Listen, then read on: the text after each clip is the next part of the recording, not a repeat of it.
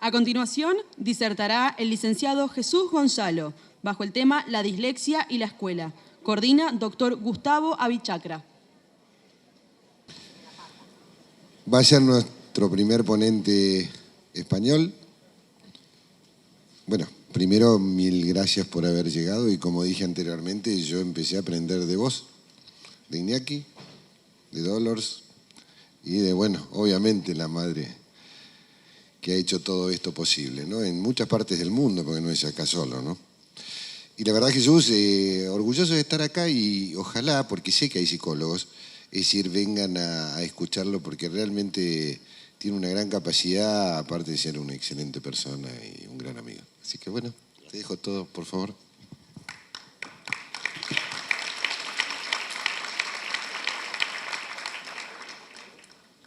Bueno, en primer lugar, me gustaría agradecer a la organización, a Gustavo en particular, a Iñaki y a Araceli, porque si yo estoy en esto no es por Iñaki ni por Gustavo, es porque en un determinado momento, pues a pesar de llevar ya más de 20 años de profesional de la psicología y la logopedia, pues no sabía a quién recurrir cuando mi hija empezaba a fracasar, ¿no? Y en aquel momento, creo que era un mes de julio, estabas de vacaciones en aquel sitio que después conocí. Hablé contigo, estuvimos hablando cerca de una hora y, bueno, esto dio lugar a que un año después conociera a tu hijo, cuando todavía era menor de edad. Lo hicimos presidente de la FEDIS, sin haber cumplido los 18 años. Y, bueno, pues todo eso ha dado lugar a que después de estos años, pues estemos donde estamos, con mucho camino por recorrer, pero con algún camino ya andado. Como veis, mi presentación tiene un fondo negro. Sí, es un fondo negro porque, aunque ha ido derivando en contenido, cambiando cosas, añadiendo otras, quitando aquí y allá, probablemente emocionalmente en el momento en que la diseñé, pues respondía un poco a esa situación de desespero, ¿no? Y aunque en muchas ocasiones en estos años, cuando le hacía cambios, decía, ¿por qué mantengo esto en negro? Pues bueno, en varias ocasiones he decidido que estoy deseando ponerla en blanco. ¿Y saben ustedes por qué? Porque el día que la ponga en blanco ya no se leerá nada, porque las letras también están en blanco. Y eso supondrá que ya no somos necesarios, al menos en las situaciones en que hoy vivimos en las asociaciones. Realmente este tipo de asociaciones deberían tender a desaparecer, o al menos de cara a los objetivos que hoy nos planteamos. Hay otros países en donde existen asociaciones y creo que es importante que sigan existiendo, pero quizás desde luego no con estas reivindicaciones que llevamos ya años y años peleando por ellas y que no acaban de llegar. Bien, ha dicho Gustavo que la dislexia en sí misma no es un problema.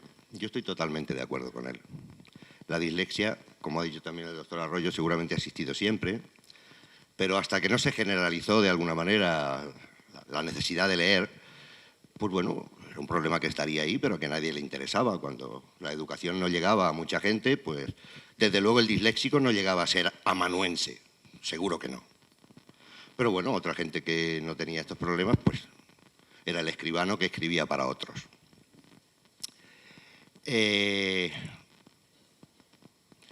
Y fijaos, no conozco demasiado el mundo de Sudamérica en este asunto, pero sí sé que hay países en los que estas cosas están legisladas, estas cosas están en el acervo, en el común del profesorado, de la sociedad educativa. Sin embargo, hay países como Argentina o como España en nuestro entorno europeo, a diferencia de Francia, Inglaterra, otras naciones, estamos ahí peleando por algo que, en definitiva, a mi modo de ver, corresponde exclusivamente al sistema educativo de cada país, con todo lo que eso conlleva. Porque, evidentemente, la clave del sistema educativo no es la legislación. Nosotros pedimos legislación porque no tenemos nada. Porque no tenemos con qué decirle un día a un profesor: mire usted que es que usted tiene esta obligación, está escrito en esta circular, en esta orden, en este decreto. Pero realmente la legislación es lo de menos. Lo importante y así lo dicen expertos de la OCDE, de los que hacen ese famoso informe PISA, que supongo que aquí también llega. El sistema educativo que funciona no es el que más invierte por niño o más gasta por niño cada año, sino el que tiene el mejor profesorado. La formación del profesorado es la clave.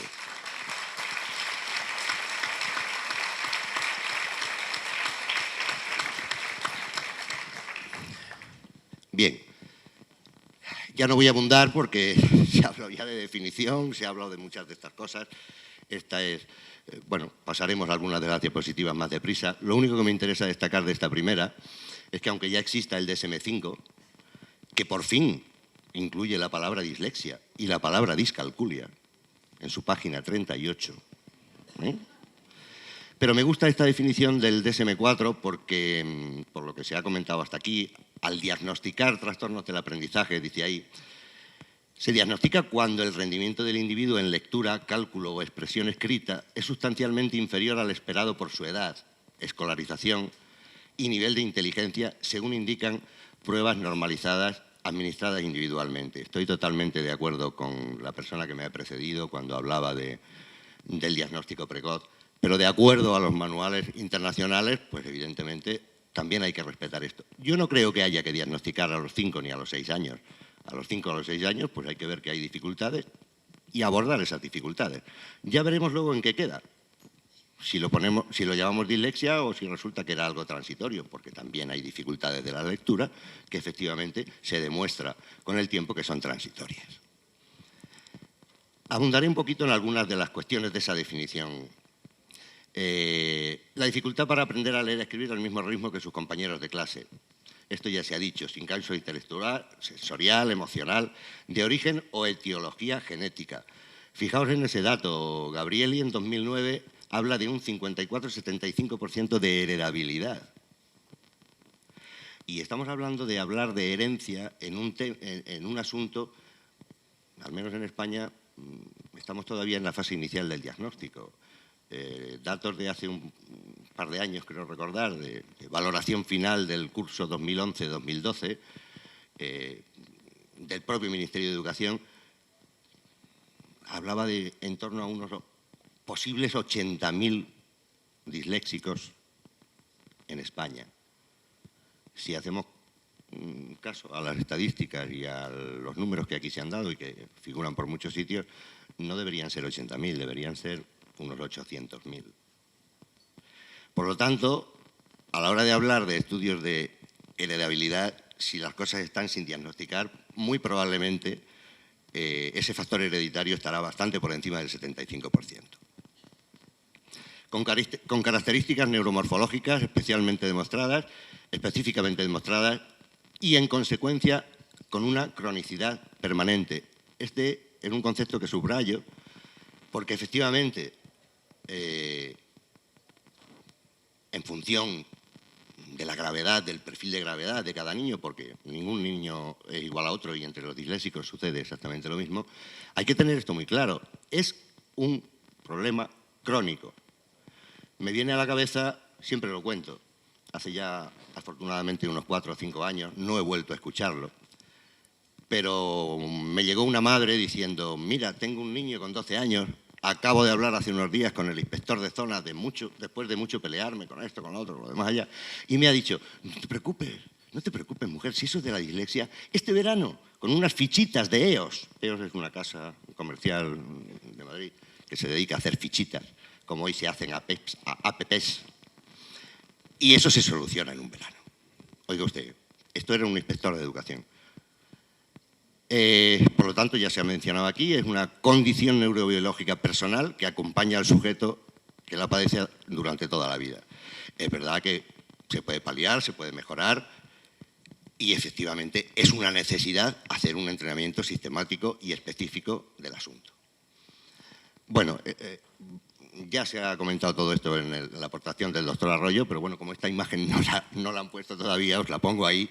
Es de un artículo de Frank Ramus de hace algún tiempo, en donde se representa un poco pues, esas ectopias, ese amasijo de células y de neuronas que en su migración embrionaria pues, no se colocan en el sitio adecuado.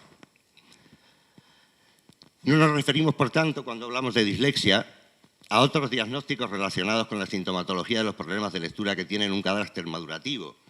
En estas edades de los 5, de los 6, de los 7 años, la sintomatología que podemos encontrar, lo que podemos observar en los chicos y en las chicas que presentan dificultades, puede evolucionar, pues, vale, como una cuestión de maduración. Ya sé que no son frutas, pero efectivamente el cerebro madura. Y si el problema no es realmente de estas características que estamos hablando, pues probablemente después de 1, 2, 3 años de intervención, en lugar de colocarle ese diagnóstico final de dislexia, diremos, se trataba de un retraso madurativo de la lectura, puesto que ya no quedan evidencias para seguir manteniendo. Esto es muy importante porque en función de esa cronicidad o no cronicidad, esa permanencia o no permanencia, el pronóstico y las expectativas evidentemente resultan radicalmente distintos. En ambos casos hay que trabajar.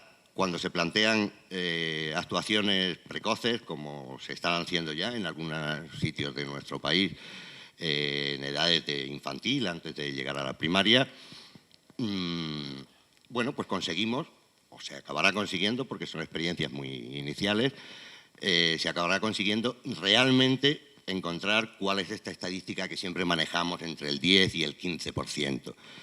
Yo no creo que en nuestro idioma castellano estemos más cerca del 15 que del 5. Probablemente estamos entre un 5 y un 10%. Es verdad que hay otros idiomas que no son tan transparentes como el nuestro y que puede estar hasta un 15%, así lo dice la Organización Mundial de la Salud. Sí, perdón. Un poco a modo de ejemplo, si yo les pido a ustedes que ejecuten esa orden que está ahí por escrito, ¿qué harían? Cerrarían y abrirían el puño 3 veces, ¿verdad? Pero si el niño disléxico lee eso, ¿qué haría? Seguramente no haría nada, porque si no ha reconocido puño y no ha reconocido 3, y en su lugar ha leído puyo, que no es una palabra que en castellano exista, y tren en lugar de 3, pues lo que dirá el niño, ¿y esto qué demonios es?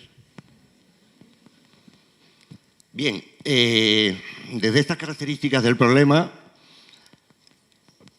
yo diferencio siempre estas 3 áreas de actuación. Aquí ya se han comentado y yo voy a intentar hacer el planteamiento del asunto desde esta perspectiva. Hay 3 áreas de actuación fundamentales. La evaluación y la reeducación especializada, ya se ha dicho, lo acaba de decir Florencia, discúlpame, pero no me había quedado con tu nombre. Luego, aparte del especialista, que aquí sería el fonoaudiólogo o el psicopedagogo, llamámoslo como queramos, en nuestro país sería el psicopedagogo, el logopeda. Por otra parte está la familia y por otra parte está el sistema educativo. Esta es una mesa con estas 3 patas. Sabéis que con 3 patas siempre el equilibrio está. Inclinado o no, pero la mesa no cojea. Y esta mesa tiene esas 3 patas. Vamos a ver qué es lo que aporta cada uno y cada una de ellas y cómo interviene en este conjunto, ¿no? La evaluación y la reeducación especializada.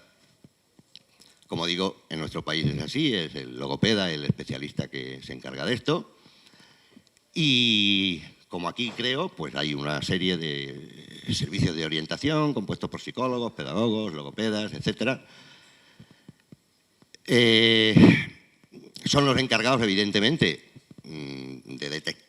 No de detectar, porque quizá la detección la puede hacer, como se ha dicho también en algún momento, el propio maestro, no el diagnóstico, pero sí un poco poner en valor, decir, oye, está pasando algo con este niño, que alguien se encargue, ¿no? Teniendo en cuenta que la dificultad es totalmente intrínseca a la propia condición personal. Bien, en cuanto a la familia, es la familia la que tiene que lidiar a diario con las dificultades intrínsecas de ese aprendizaje del niño. Es la familia quien tiene que asumir las dificultades específicas del niño, cuando la real dificultad, como he empezado diciendo, de acuerdo con Gustavo, no se da en el ámbito familiar, se da en el ámbito escolar. Ser disléxico en la familia no tendría por qué tener ningún problema. El problema aparece cuando el sistema educativo, en este caso el nuestro de nuestro país y el vuestro aquí, porque estáis en ese momento, no se hace cargo del asunto. suele ser la familia, con muchísima frecuencia, quizá ya menos en los últimos años, pero el 80% de las veces, el 90% de las veces que a la consulta privada te llegan estos niños porque no son atendidos adecuadamente en el colegio, es la familia la que se ha preocupado. Es la que tiene que asumir las dificultades del niño y el sistema educativo. El sistema educativo, como también se ha dicho, está pensado claramente para los niños que leen con normalidad. Desde primero de la EPO es nuestra enseñanza primaria obligatoria, son 6 cursos, desde primero se usan libros para aprender las cosas. El objetivo fundamental del primer ciclo de la EPO es adquirir el manejo, el primer ciclo son los 2 primeros cursos, el manejo de las técnicas instrumentales de lectura, escritura y cálculo. Todo se aprende por los libros y se evalúa por escrito. ¿Qué sucede con el niño con dislexia en el entorno escolar y familiar? El área de evaluación y reeducación, esto es algo que quizá poco a poco va siendo menos frecuente, pero podemos seguir diciendo que está muy generalizado en nuestro país. A final del mes de octubre, ya sabéis que el curso empieza en septiembre, es decir, a poco de haber empezado el curso, apenas un mes después, y tras insistir reiteradamente por parte de la familia, se les anuncia que no será antes de la Semana Blanca. La Semana Blanca en Andalucía es a final de febrero, es decir, 5 meses después. Coincide con el Día de la Autonomía y es una semana de vacaciones para los niños y para los profesores. Y se les anuncia que no será antes de la Semana Blanca cuando el orientador de turno pueda ver a su hijo. Normalmente no se aceptan informes externos. Una vez que llega la evaluación, si es que llega en la Semana Blanca, los recursos educativos no se ajustan a los principios psicopedagógicos que necesitan estos niños. Adaptaciones curriculares versus adaptaciones metodológicas. Y voy a intentar incidir un poco en esto porque me han comentado que para vosotros aquí las adaptaciones curriculares son siempre significativas. En nuestro país existen las adaptaciones curriculares significativas y las no significativas. Yo prefiero obviar eso y prefiero hablar de adaptaciones metodológicas, porque al fin y al cabo, todo esto de lo que estamos hablando, lo que ha expuesto Florencia y lo que se viene comentando y lo que se comentará, es el día a día en el aula. Es la relación diaria con el niño, con sus dificultades. Es metodología de aula. Yo no entiendo de metodología, yo no hice pedagogía. Pero bueno, esto es un poco de sentido común, ¿no? A nadie se le ocurre examinar a un ciego por escrito, ¿verdad? Ni se le dan los conocimientos a través de un libro o a través de la vista porque no la tiene. Por lo tanto, hablemos de adaptaciones metodológicas, pero en el sentido de eso, del sentido común, de que no hay que darle muchas vueltas. ¿A un cojo le vamos a suspender en gimnasia porque es cojo o le buscamos alguna alternativa para que se sienta bien incluso en gimnasia? La familia, ¿qué observa? La familia observa que el niño no sabe organizarse, que se olvida de las tareas, no se acuerda dónde tiene el libro o el cuaderno de lengua, de matemáticas. Pasa el tiempo y por más que le dedique, lee muy lento, deletreando, con muchos errores, no suele comprender lo leído. Necesita mucho tiempo para hacer los deberes y además no los hace bien y los presenta sucios y desorganizados, aunque en otras actividades se muestra activo y creativo. Esto es lo que la familia ve cada día. ¿Qué hacen? Cuando ello es posible, generalmente la madre dedica toda la tarde a intentar que el niño termine sus tareas y aprenda las lecciones. El colegio de tarde en casa. Si hemos pasado 5 horas o 5 horas y media por la mañana, pues nos pasamos otras 4 o 5 horas por la tarde haciendo algo que ya Florencia ha dicho claramente, y yo estoy de acuerdo, que no debe hacerse en casa, ha de hacerse en el colegio. A veces me da vergüenza porque me lo han contado en muchas ocasiones. Es que me dicen que el niño ha estado toda la mañana sin hacer nada y yo me digo, si yo fuera profesor, me daría muchísima vergüenza decirle a una madre que he tenido a su hijo 5 horas en clase sin hacer nada.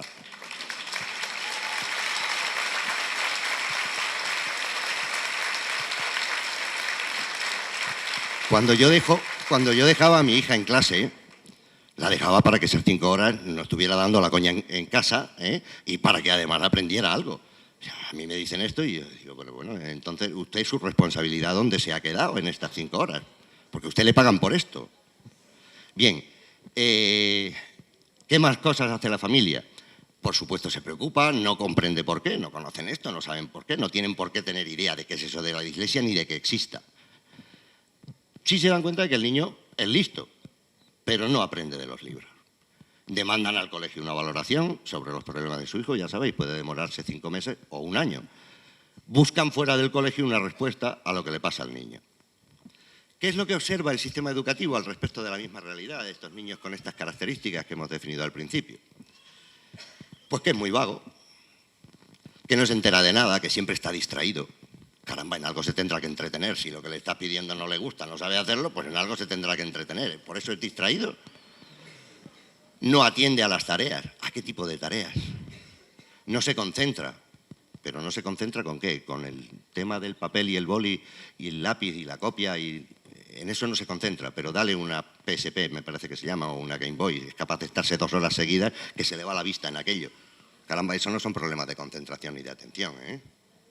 Si la atención está tocada, la atención es una función mental de orden superior, y si no funciona bien, no funciona bien en ninguna actividad del sujeto. Otra cosa es que el interés y la motivación por lo que tengamos entre manos mediatice totalmente esa situación.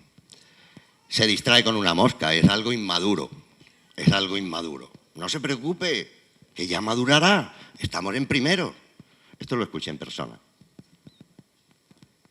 Cuando en segundo acudí, perdóname que haga un inciso sobre lo que os digo, cuando en segundo acudí a hablar con su... No, a final del primer año acudí a hablar con su profesora, sorprendentemente al minuto de empezar la reunión apareció la directora del colegio, la madre superiora. Sí, es un colegio concertado y participó en la conversación hasta en un punto en el que tomó la palabra y me dijo: pero bueno, si eso que usted está diciendo de su hija fuera verdad, su maestra se habría dado cuenta. Y yo le dije: perdone, madre, la maestra es maestra. Yo soy psicólogo. Yo soy competente para hacer un diagnóstico en esto. La maestra no. Su maestra lo único que podría haber hecho es haberse dado cuenta de que esta niña no va como las demás. Así que la inmadurez. Este es un comentario también fantástico. Con lo inteligente que es, tendría que hacerlo mucho mejor. ¿Qué hacen? ¿Cuál es la actitud del sistema educativo? Pues esto que os digo ahí. Eso de la dislexia no existe. Afortunadamente esto cada vez menos, es verdad. Pero hace 3, 4, 5, 6, 7 años era del común del profesorado e incluso de orientadores, no digo nada del inspector que os he hablado, que la dislexia no existe, que eso es un invento. ¿Qué hace además el sistema educativo? No es habitual que el niño sea derivado a los servicios de evaluación y orientación. ¿Por qué? Porque no tiene un profesor que diga: orientador, que mira que tengo problemas con este niño, con este... En un grupo de 25, de 30, me da igual. Siempre hay 2, 3, 4 o 5 que son diferentes a los demás, por dislexia, por otro tipo de dificultades o por lo que sea. No me preocupan los otros 20. Es que te lo sueltan como diciendo: mire usted, que tengo muchos niños en clase. Oiga usted puede tener 25 o 30 o 35, pero los 30 de esos 35 van solos.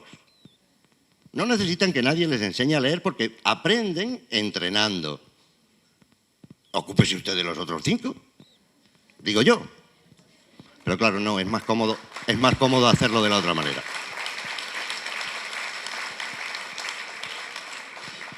Como os decía antes, cuando se hace por fin esa evaluación y se pone en marcha algún tipo de orientación, pues han pasado meses y meses. ¿Qué supone eso? Pues que emocionalmente el niño lo está pasando fatal día tras día y hora tras hora. Con tantos niños en clase no se puede dedicar tiempo al que necesita más atención. Bueno, esto ya os lo he comentado antes, ¿no? Es habitual, por tanto, que el problema rebote a la familia. Señalan al niño. Ese bebé, ese B, puntos suspensivos, B, no os diré el nombre, es mi hija, y lo escuché de viva voz: no sé lo que voy a hacer contigo. Su profesora de cuarto. Evidentemente esto dicho en clase, delante de todos sus compañeros, pues no tengo que deciros a qué conduce, ¿verdad? Eso sí, en la medida en que no consigamos, hasta que no consigamos que todo esto que ha empezado a funcionar en algunos sitios se desarrolle en todas las comunidades autónomas. En nuestro país hay programas de acompañamiento y de ampliación horaria de la estancia en el colegio. ¿Sabéis a lo que me recuerda? No sé si ese permanencias que pone ahí entre comillas. Cuando yo era pequeño y estudiaba en mi pueblo, en la época de la dictadura,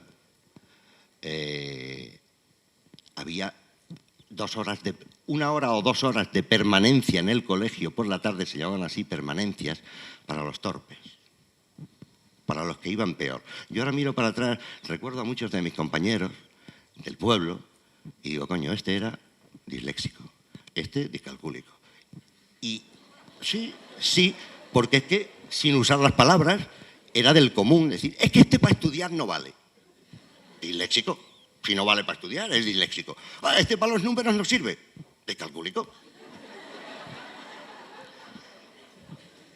Bien, pero a lo que íbamos. Programas de acompañamiento y de ampliación horaria, ¿para hacer qué y con qué metodología? ¿Más de lo mismo? Más de lo mismo. En sexto de la EPO, me entero un día de que mi hija está saliendo, sin que lo supiéramos, de clase, a un grupo de apoyo, y yo fui a hablar con el profesor y le dije, ¿me explicas qué es lo que va a hacer en el grupo de apoyo? ¿Es más de lo mismo o hay una metodología alternativa que...? Su respuesta fue, no, yo es que no le puedo decir lo que tiene que hacer al de apoyo. Y yo le dije, bueno, si quieres se lo digo yo. Y me dijo, bueno, es que no sé, va a ser un problema. Digo, bueno, pues entonces que no salga de clase, ¿vale? Prefiero que esté aquí. Claro que vas a hacer. En definitiva, con esto que os digo, ni se comprende el problema, ni se conoce, ni por supuesto se aborda adecuadamente. Bueno, y no insistiremos en esto que también se ha comentado ya. Consecuencias más frecuentes de esta situación de desgobierno y de descontrol. Pues que se repite curso. ¿Os podéis imaginar? En nuestro país se permite repetir una vez en primaria y a final de ciclo, es decir, en segundo, en cuarto o en sexto. Bien, pues lo más habitual en el caso del niño o la niña con dislexia es repetir en segundo. Bueno, pues teníamos un cartucho para esta cacería. Como lo gastemos ya me diréis qué hacemos los próximos 4 años, tercero, cuarto, quinto y sexto. Y además, si tuviéramos claro, que ya quizá a final de segundo se puede tener claro, que esto pinta más bien de retraso madurativo de la lectura que de dislexia, pues mira, está muy bien. En ese momento el diagnóstico es muy importante para tomar esa decisión, porque si prevemos ya que es más bien una cuestión de maduración, hagámosle repetir en segundo. Estupendo, que madure. Pero si sabemos, o tenemos casi la certeza, de que es disléxico, caramba, ya repetirá al final de la etapa entera, en sexto. Para entonces seguro que lee mucho mejor que en segundo, aunque no lea al nivel que quisiéramos. Y para entonces tendremos claro cuáles son los contenidos que nos obligan a decir, pues mira, tiene que repetirse esto para ponerse a nivel que corresponde en los contenidos. Pero desde luego con muchas mejores estrategias que las que el niño pueda disponer en segundo. El problema de la autoestima, pues bueno, ¿qué queréis que os diga? A cualquiera que en su día a día y semana tras semana y mes tras mes, trimestre tras trimestre y curso tras curso se le esté machacando y machacando y machacando y dando lugar a esta situación de trabajar en la familia, trabajar y echar horas, y no sé qué, no sé cuál, ¿por dónde se le queda su autoestima? Por el suelo. Rechazar el colegio, la fobia al colegio, a las tareas, los síntomas psicosomáticos. Los domingos por la noche, mamá, me duele la cabeza. Y cuando se levanta por la mañana, uy, qué dolor de barriga tengo. Problemas de comportamiento. Son niños, algunos de ellos, no todos, pero son niños que en medio de esa distracción, de esa falta de atención, pues incordian en clase. ¿Qué van a hacer, no? Fracaso escolar. Si este tipo de chicos no están adecuadamente tratados, al final de la secundaria, es decir, entre los 12 y los 15 años, el fracaso escolar, en nuestro país, supongo que os suenan las cifras, es absolutamente tremendo. Y el 50% de ese fracaso escolar lo componen niños y niñas con dislexia. Delincuencia juvenil. Las cárceles están llenas de disléxicos. En España tenemos un juez de menores en Granada, el juez Calatayud, que se ha distinguido siempre porque pone sentencias ejemplares. Trabaja de los 14 a los 18 años. Bueno, a los 18 años menos un día, porque luego ya pasas a ser adulto, ¿no? Y este hombre le he escuchado en varias ocasiones. No son cifras que él haya inventado, son precisamente cifras del Instituto de Criminología de Málaga. Y habla de que la población que él atiende entre 14 y 18 años menos un día, hay un 82% de fracaso escolar. Extrapolando el dato de antes, probablemente el 40% son disléxicos, la mitad. Problemas laborales, os pongo esto aquí porque esto también me llamó mucho la atención. Hace ya 4 o 5 años me escribió al mail de la asociación un señor de no recuerdo qué pueblo de Andalucía, contándome que, bueno, que tenía 30 y tantos años, que él sabía que era disléxico, que tenía este problema y que, claro, que, bueno, pues que llegó un momento en su vida en que dijo, coño, pues me voy a preparar unas oposiciones del ayuntamiento a jardinero. Caramba, la primera prueba era un dictado para ser jardinero. Obviamente no consiguió el trabajo. Bien, vamos a ver. Ante toda esta situación, y en esto supongo que Gustavo se va a acordar de todo aquello que me leyó hace tiempo, propongo algunas alternativas que no las propongo yo, que yo lo único que he hecho, no soy un investigador, yo he hecho una recopilación de gente que entiende de esto y que plantea este tipo de alternativas. La proximidad física en su ubicación en el aula. No sé si aquí se da, pero en nuestro país se lleva mucho eso de que cada semana o cada 10 días o cada 2 semanas pues vamos cambiando todos la posición en la clase para que no estén siempre los primeros los mismos, en fin, para que haya una cierta dinámica y sobre todo, porque todos son iguales. Caramba, eso es igualitarismo barato. Eso no es igualdad de oportunidades. Igualdad de oportunidades es la diapositiva que nos ha puesto antes Florencia, donde el niño más pequeño tiene 2 cajitas para poderse subir y estar al mismo nivel que los demás. Por lo tanto, al disléxico y al TDAH y a cualquier otra dificultad, siempre en primera fila. ¿Te lo imaginas? A un disléxico o a un hiperactivo. 6 filas por atrás, con 25 compañeros por delante. Su atención no se va a concentrar nunca en el encerado. Por mucho que sean pizarras dinámicas, modernas, de tecnología. No, hay muchas cosas por delante, por el camino, que le distraen y que le entretienen. Comprobar siempre que el niño ha comprendido el material escrito que va a manejar. Explicárselo verbalmente. Hace apenas unos días me llamaba alguien, creo recordar que era de Cartagena, porque su hijo ya en bachiller le habían cargado en septiembre las mismas que le habían cargado en junio.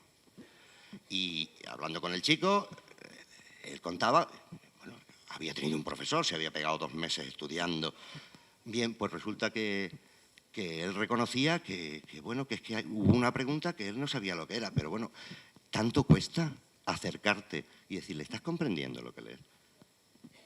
¿Esta pregunta la has entendido? ¿Esta otra sabes lo que quiere decir?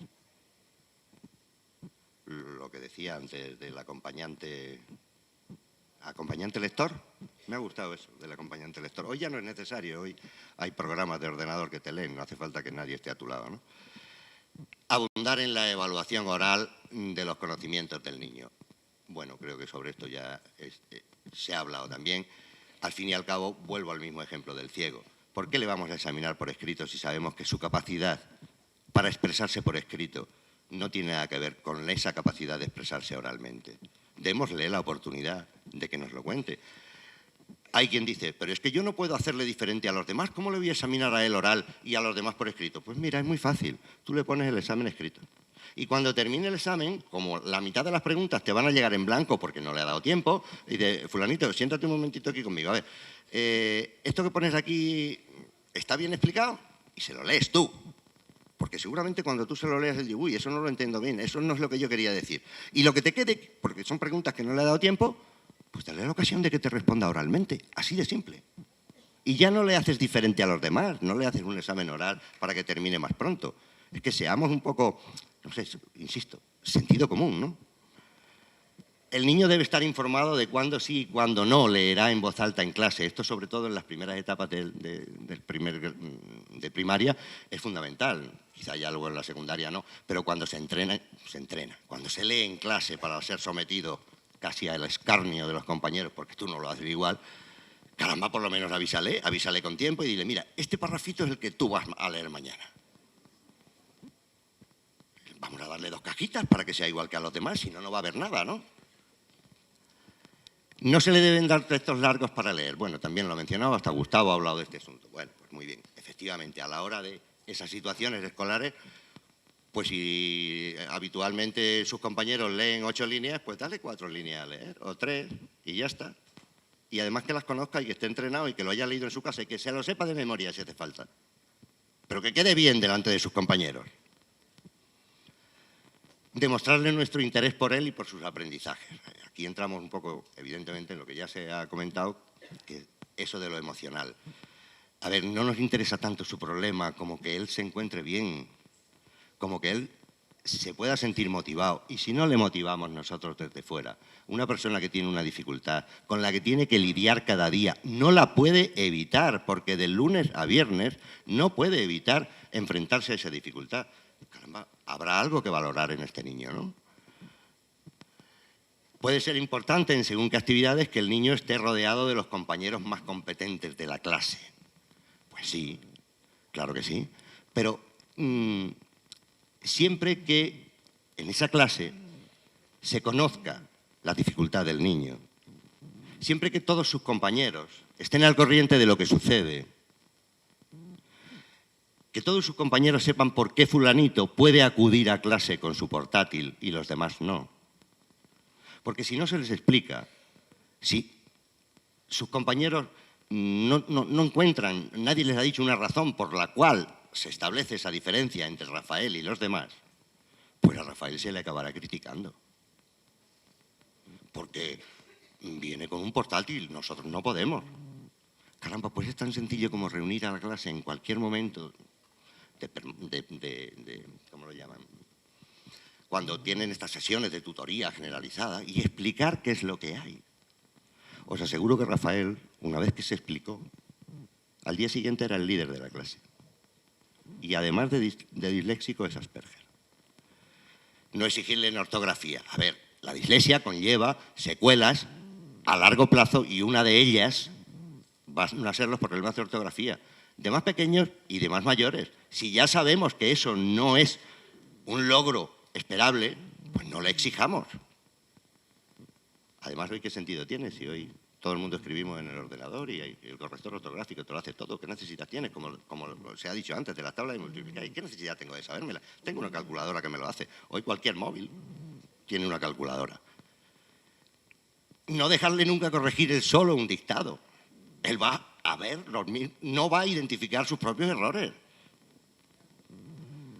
Favorecer el acceso y el uso de la informática. Obviamente, pues todas las nuevas tecnologías facilitan de alguna manera a estos niños pues todo esto, ¿no? Comentar con el niño personalmente la corrección por escrito de los ejercicios realizados en clase. Si solo se hace un comentario general para toda la clase, probablemente no va a tener nada que ver con lo que este niño necesitaría oír. No limitarle su actividad a tareas simples, sino saber dosificarle la cantidad de trabajo. Las tareas simples y rutinarias, hombre, no digo que en primero, segundo o tercero, pero en según qué cursos, lo simple, lo rutinario aburre a cualquiera. Pedirle menos cantidad de deberes para la casa, yo no les pediría a ninguno, pero no solo a los disléxicos, a ninguno. ¿Qué es eso de los deberes en casa? ¿Qué pasa? Que nos sentimos mal porque las cosas no han salido bien esta mañana y tenemos que poner... Aprovechemos el tiempo del colegio. No dudar en repetirle y explicarle las cosas, las veces que haga falta. Oralmente, estos niños acaban entendiendo. Escribir y escuchar simultáneamente, dictado, es, pues discúlpenme la palabra, pero una putada. Es lo más difícil que le puedes plantear a un disléxico de 6, 7, 8 años. Un dictado. Más que la copia, y mira que la copia la hacen mal. El uso de esquemas, gráficos, a medida que el niño va siendo mayor, cualquier metodología psicopedagógica de este tipo, pues obviamente todo lo que es visual, todo lo que de alguna manera pues le facilita esto, pues esto es lo que hay que hacer. Yo recuerdo que en uno de los años más triunfales de mi hija, precisamente la profesora que tuvo se encargaba de eso, de que ella se fuera todos los días a casa una vez escuchada la clase con su esquema hecho. Se lo daba hecho a la profesora. Claro, fue el único año que funcionó. Bueno, valorar los trabajos por su contenido, sin considerar los errores de escritura. No esperar que alcance un nivel lector igual al de otros niños. Si estamos diciendo que esto es una dificultad permanente, que evoluciona, pero que siempre con dificultades, pues tenemos que centrar nuestras expectativas al respecto de lo que esperamos de ese niño. No le pidamos más allá de lo que sabemos que no va a dar. Lo sabemos. Saber que requiere más tiempo que los demás para terminar sus tareas. Pues sí, claro que sí, se agotan antes y si un niño de 9 o 10 años es capaz de estar una hora, hora y poco haciendo la tarea que sea, pues en un disléxico a los 30 o 40 minutos está agotado. Aceptar que se distraiga con mayor facilidad que los demás, ya que las tareas de lectoescritura conllevan un sobreesfuerzo para el niño. Demostrarle interés por su manera de funcionar en las tareas. No frenar su imaginación, es verdad, se dice que los disléxicos, no todos, pero parece una característica, que tienen otros dones, otras alternativas. Bueno, pues no solo no frenárselo, sino intentar aprovechar eso que él puede aportar al grupo, precisamente, ¿no? Darle unas bases sólidas de metodología y organización de la tarea. Nada de piedad, pero sí indulgencia y perseverancia. Es preciso lograr entre todas las partes implicadas que el niño perciba que su problema no nos da pena, sino que estamos con él para entenderlo y ayudarlo, con constancia. Darle otras responsabilidades alternativas dentro de la clase. Normalmente suele ser el delegado de clase o el que el profesor encarga cuando tiene que salir a hacer un piro porque le ha llamado el director. Encárgate de la clase. Oye, pues estos niños también están capacitados para eso. Mientras no esté de por medio el tema de la lectura y la escritura, ¿por qué no? Compénsales de alguna manera. No, dejas de encargado al más listo de la clase. Estupendo, al que mejor va. Estimularle constantemente sin bloquearle psicológicamente. Bien, puede haber muchas otras cosas. Con este planteamiento yo os hago esas preguntas. ¿Os parece que esto es sobreprotección familiar? Igualdad de oportunidades, atención a la diversidad. ¿De qué se trata? ¿De que el sistema se adapte al niño o de que el niño se adapte al sistema? Porque hoy por hoy es el niño quien se tiene que adaptar al sistema. Creo que son preguntas para reflexionar. ¿Sobreprotección familiar? ¿Creéis que cuando hacemos todas estas demandas estamos sobreprotegiendo al niño por ser nuestro hijo? ¿Eso es sobreprotección o es igualdad de oportunidades? Bien, si me puedes pinchar este enlace a internet, por favor.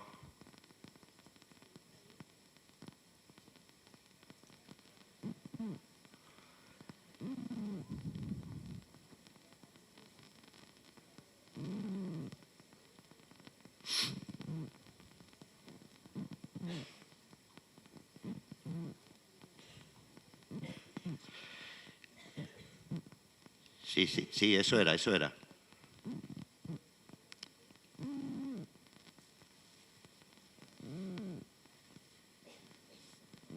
No, atrás. Perdón, ahí.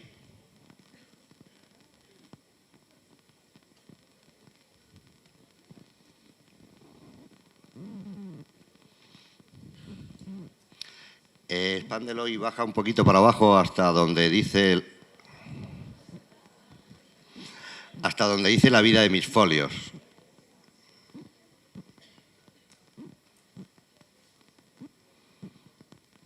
Más. Más.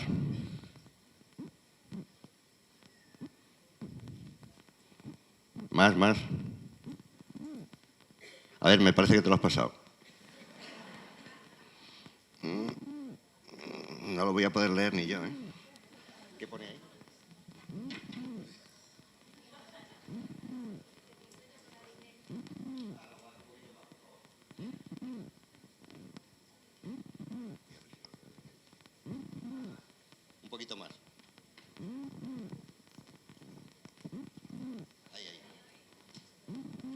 ¿Sí? Lo voy a ver mejor yo también. No, aquí se ve muy mal. Bueno, siguiendo con la familia, este es mi sobrino. Ahora tiene 29 años. Esto lo escribió con 22 años. Y dice así: hola, acabo de abrir los ojos y parece que, a ver, sí, la luz ya está apagada y mi dueño está descansando. Permitidme que me presente. Soy un folio de esos que por las mañanas está en blanco y esperando que un desaprensivo boli los arañe, tornando mi despertar en un montón de arañazos azules. Pero no soy un folio cualquiera, no os creáis. A mí lo que me hace especial es mi despertar. Yo amanecí con rasguños que hablan de biomoléculas y polimerización, pero no os voy a aburrir con tecnicismos. Yo desperté en una larga y tediosa clase, como veis los errores de redacción siguen estando con 22 años, en una tediosa clase de biología celular a las 10 de la mañana. Esa hora en la que el estómago empieza a reclamar su almuerzo. Y poco a poco, mirando a mi alrededor, me di cuenta de que yo era similar a los demás, pero en el fondo tenía diferencias. Yo tenía mis letras más apretujadas, feas. Y además había palabras escritas en mí que eran diferentes al del resto de los folios de la clase. Sube un poquito. Vale. Y entonces fue cuando oí aquello: pero tío, ¿cómo has podido escribir debe otra vez con V? Y la persona que sujetaba el boli dijo: esto es en sucio, coño, calla. Y yo me sentí dolido, porque me habían llamado sucio a mí, que todavía era casi del todo de un blanco impoluto. Así que una noche hace unos días, parecida a esta, decidí vengarme. Y salté del escritorio intentando alcanzar la cama para vengarme. Pero con tan mala pata que acabé en el frío suelo. Y es que los folios no andamos, nos lleva el aire, ya sabéis.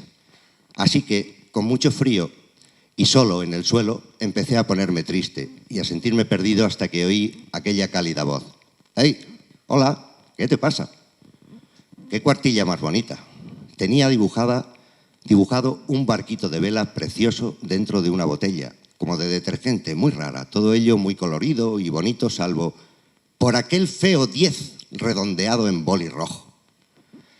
Ella estaba abandonada en aquel estante tan cerca del frío suelo. Hola, me he caído de la mesa, le contesté. ¿Y tú? ¿Qué haces tan feliz y sonriente si estás llena de polvo, olvidada en este frío estante? ¿Yo? Jeje. Yo soy uno de los primeros logros, dijo señalando al dormilón de mi dueño. Uno de sus primeros logros. Y sé que nunca se olvidarán de mí.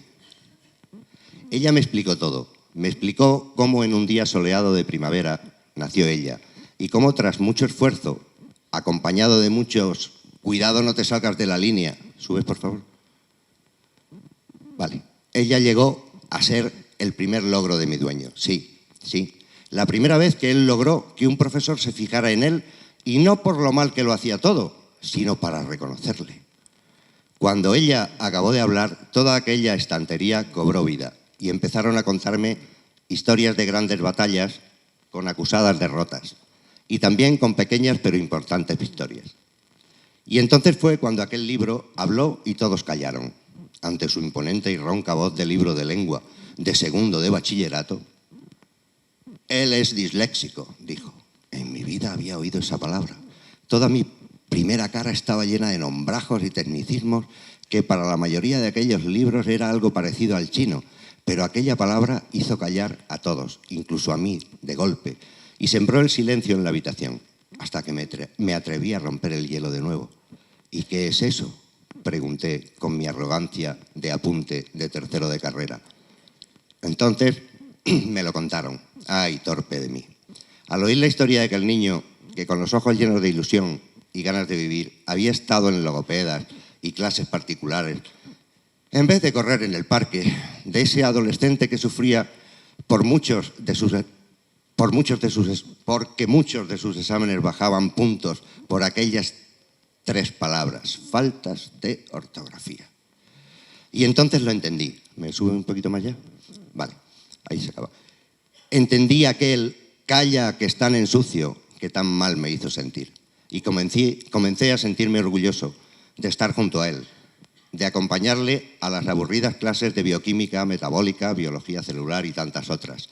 Y si os digo la verdad, solo espero estar a su lado en la época de exámenes y que trabaje conmigo tan duro como me contó que habían trabajado con él aquel libro de lengua. Porque solo hay una forma de luchar contra aquella rara palabra y todos aquellos libros y folios ya la habían sentido. Incluso aquella bonita plantilla había notado el esfuerzo de él cuando todavía era un niño.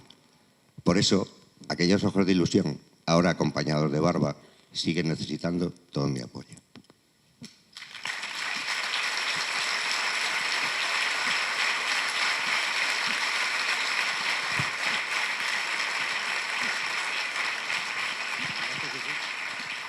Bueno, la verdad, muchísimas gracias. Yo cometí un error en el hecho de decir que la función que cumplía ya. Jesús es presidente de ASANDIS, la Federación Andaluza de Dislexia. Aparte es presidente de FEDIS, de todas las asociaciones de dislexia de España. Así que un placer haberte tenido y me hubiera gustado, por los que no están, que te hubieran escuchado, porque a veces, viste, se escuchan cosas que, bueno, nosotros lo sabemos todo y no tenemos nada que aprender. Muchas gracias, Jesús, en serio, ¿no? Agradecemos al licenciado Jesús Gonzalo y el doctor Gustavo Bichacra procederá a entregarle una distinción por su trabajo en DISFAM Argentina.